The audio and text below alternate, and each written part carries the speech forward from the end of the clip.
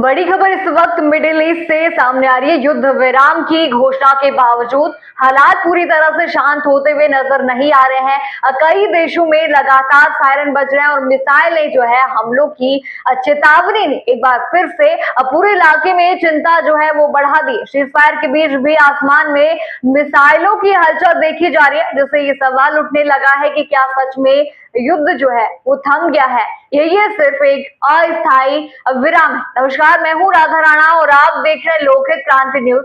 Middle east में इस समय हालात बेहद ही संवेदनशील बने हुए हैं। सऊदी अरब, कुवैत और यूएई में लगातार सायरन बजने की खबरें जो है वो सामने आ रही है।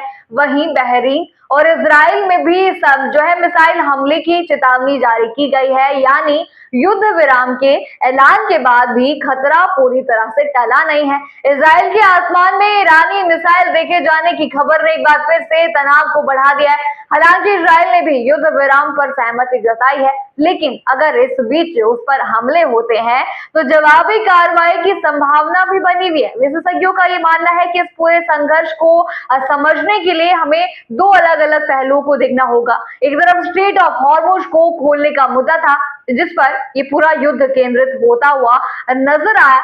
ऐसा लग रहा था कि जैसे लड़ाई इसी समुद्री रास्ते को लेकर शुरू हुई और उसी के नाम पर जो है समझौता भी हो गया। अमेरिका के लिए ये बेहद ही अहम था, क्योंकि वैश्विक तेल आपूर्ति का बड़ा हिस्सा इसी रास्ते से गुजरता है। अब ईरान की ओर से ये संकेत मिल चुका है कि स्ट्रेट ऑफ हॉर्मुज को खोल दिया जाएगा, जिससे अमेरिका की बड़ी रणनीतिक जरूरत जो है पूरी होती यहाँ पर दिखाई देगी। लेकिन दूसरी तरफ असली मुद्दा सिर्फ स्ट्रेट ऑफ हॉर्मुज नहीं था। असली सवाल मिडिल ईस्ट में ताकत और प्रभाव का था, यानी इस क्षेत्र में किसकी चलने वाली है। यही अब वो सवाल है जो अभी भी अनिर्णित बना हुआ है। 10 सूत्रीय प्रस्ताव के बावजूद इस बड़े मुद्दे पर कोई स्पष्ट बातचीत नहीं हुई है। यही वजह है कि कई जो है विशेषज्ञ इस समझौते को अधूरा जो है वो मान रहे हैं।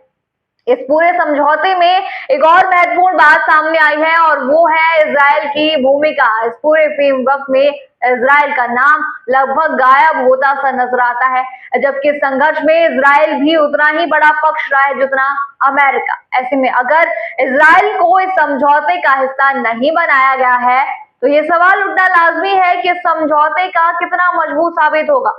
जानकारों के मुताबिक पाकिस्तान की कूटनीतिक कोशिशों में भी यही एक जो है बड़ी चुनौती वो सामने आ रही है। पाकिस्तान ने ये सुनिश्चित करने की कोशिश की कि लेबनान पर हमले ना हो और लेबनान की जो है की ओर जो है इजराइल पर भी हमला ना किया जाए, उसकी ओर से भी इजराइल पर हमला ना किया जाए। लेकिन ईरान और इजराइल के बीच हमलों को लेकर कोई स्पष्ट प्रावधान इस समझौते में शामिल नहीं किया गया है।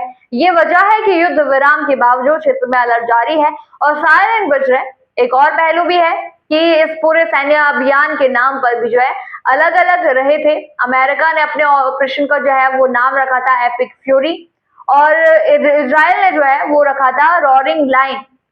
इसका मतलब साफ ये है कि दोनों देशों की रणनीति और लक्ष्य पूरी तरह से एक जैसे नहीं थे। अमेरिका के लिए इस समय पीछे हटना उसकी घरेलू और वैश्विक राजनीति के लिहाज से महत्वपूर्ण था, इसलिए उसने युद्ध विराम की दिशा में कदम बढ़ाया। लेकिन सवाल यह भी है कि क्या इजराइल भी पूरी तरह से अपने ऑपरेशन को रोक देगा।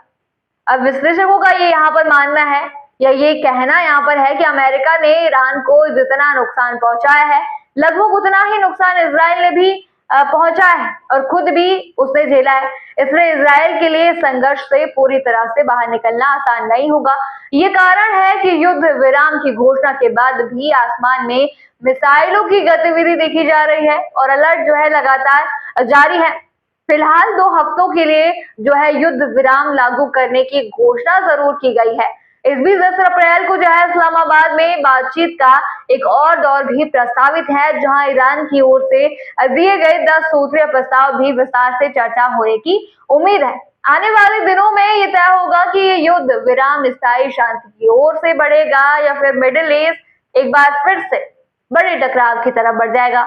आपको क्या लगता है इस पर हमें कमेंट सेक्शन में जरूर बताइए और बने रहिए लोकहित क्रांति न्यूज के साथ।